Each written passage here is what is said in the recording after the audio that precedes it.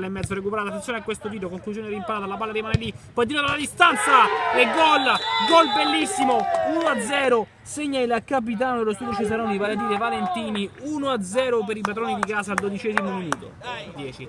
Attenzione a Bastianini che se no a tre quarti campo, scarica verso Gnagni che la mette in mezzo davanti alla porta, conclusione 2-0 di Gnagni, servito dal numero 8 Carcagnolo, segna, raddoppia alla 21esima, a 4 dalla fine di questo primo tempo. Agli attaccanti, attenzione a Gnagni che stoppa all'indietro verso un compagno, si combatte, attenzione a questa conclusione e poi il gol davanti alla porta, il tiro di Bastianini deviato ancora da Gnagni e siamo 3-0, doppietta per il numero 6.